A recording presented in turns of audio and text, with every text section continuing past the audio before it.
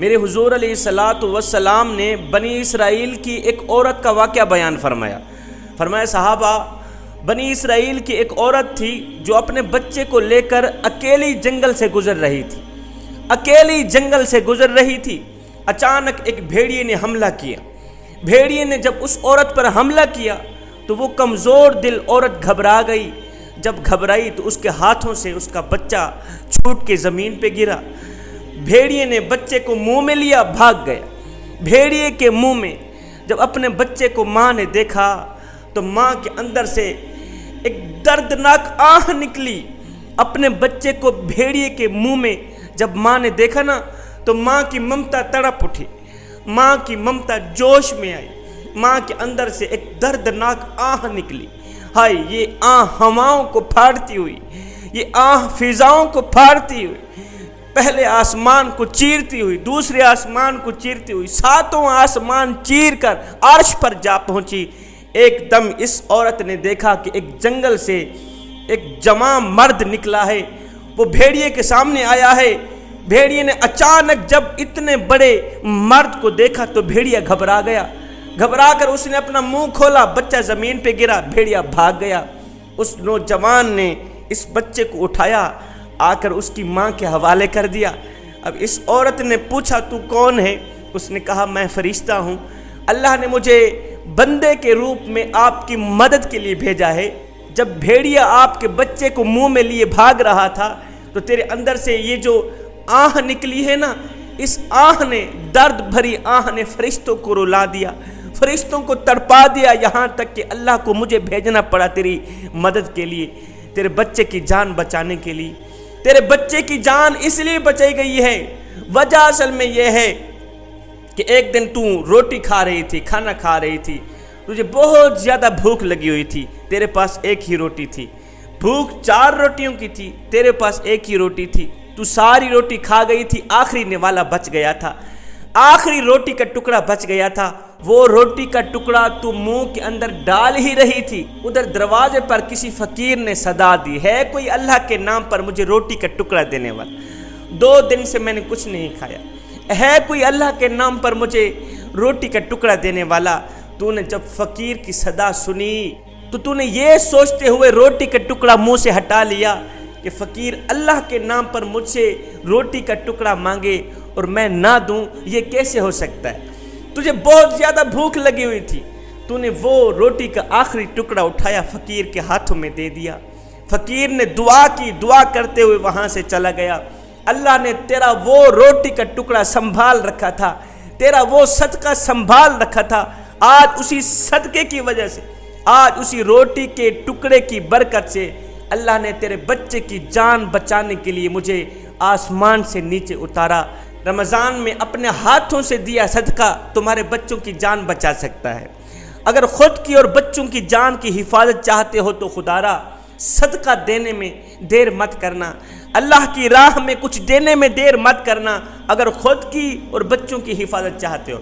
کافی لوگ کہتے ہیں جی ہمارے پاس تو مال نہیں، صدقہ کیسے دیں، ہمارے پاس دولت نہیں، پیسہ نہیں، صدقہ کیسے دیں؟ میں کہتا ہوں بھائی، کسی مسلمان بھائی کی طرف مسکرا کر دیکھنا بھی صدقہ ہے، کسی کو اچھی بات بتانا بھی صدقہ ہے، کسی کو برائی سے روکنا بھی صدقہ ہے، اپنے برتن سے کسی مسلمان بھائی کے برتن میں ڈال دینا بھی صدقہ ہے۔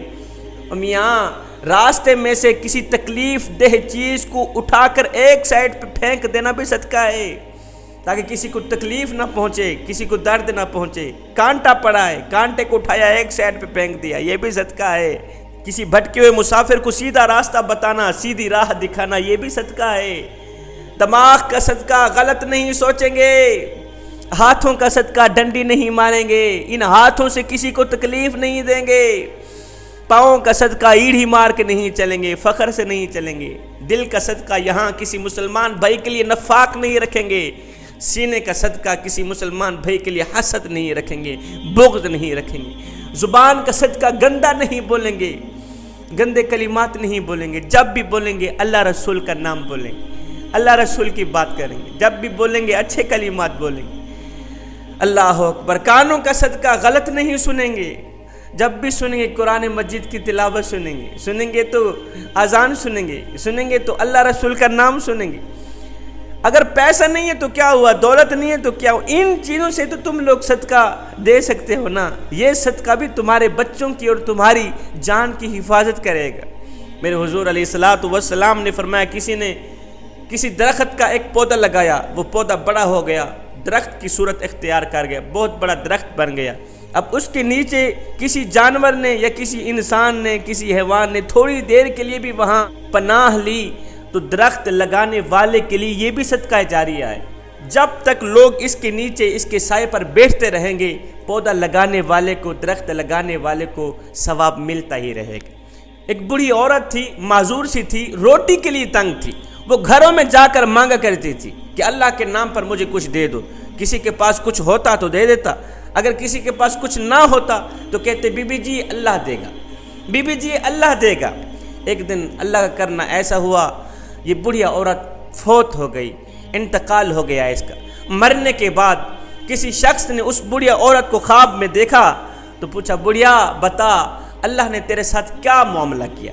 اس بڑھیا نے کہا بیٹا جب میں اللہ کے حضور پیش ہوئی، جب اللہ نے مجھ سے پوچھا اے بڑھیا تو میرے لیے کیا لے کے آئی ہے، تو میں رو کر کہنے لگی، میں تڑپ کر کہنے لگی مالک تو جانتا ہے ساری زندگی میں در در کی ٹھوکریں کھاتی رہی، میرے پاس کھانے کو روٹی نہیں تھی، کھانے کو کچھ نہیں تھا، جب بھی میں کچھ مانگنے کے لیے لوگوں کے سامنے ہاتھ پھیلاتی تو ہر کوئی یہی کہتا بڑھیا اللہ دے گا، بی بی جی اللہ دے گا، مالک ساری زندگی ساری عمر میں یہی سنتی رہی اللہ دے گا۔ اب جب اللہ سے کچھ مانگنے کی باری آئی تو میرا رب کہتا ہے کیا لے کے آئی ہے؟ مالک میں کیا لے کے نہیں آئی، آج تو میں آپ سے کچھ لینے آئی ہوں، ساری زندگی تو میں سنتی رہی ہوں اللہ دے گا، آج میں تم سے لینے آئی ہوں دینے نہیں آئی۔ مالک میں تو ساری زندگی سنتی رہی اللہ دے گا اللہ دے گا، آج جب اللہ کے کچھ دینے کی باری آئی تو میرا اللہ فرما رہا ہے کیا لے کے آئی ہو؟ مالک میں کیا لے کے نہیں آئی، آج تو میں تم سے لینے آئی ہوں۔ میرے اللہ کو میری یہ بات اتنی پسند آئی، اتنی پسند آئی کہ میرے اللہ نے میرے تمام گناہوں کو بخش دیا اور مجھے جنت میں جگہ عطا کر دی۔ انسان نہیں ہوتا، عمل ہی انسان کو انسان بناتا ہے، انسان عمل ہی سے پہچانا جاتا ہے، ورنہ اچھی باتیں تو دیواروں پہ بھی لکھی ہوئی ملتی ہیں۔ اللہ کے نام پہ دیا کرو، اللہ کے نام پر کوئی بھی کچھ مانگ لے انکار نہ کیا کرو۔ میرے کریم نبی نے فرمایا بہترین ہے وہ شخص جس کے سامنے اللہ کے نام پر کچھ مانگا جائے اور وہ نہ ہوتے ہوئے بھی اللہ کے نام پر کچھ نہ کچھ ضرور دے۔ فرمایا بدترین ہے وہ شخص جس کے سامنے اللہ کے نام پر کچھ مانگا جائے اور وہ ہوتے ہوئے بھی نہ دے۔ اللہ تعالیٰ سے دعا ہے اللہ تعالیٰ ہمیں صراط مستقیم پر چلنے کی توفیق عطا فرمائے، اللہ تعالیٰ ہمیں حق سچ بولنے کی توفیق عطا فرمائے۔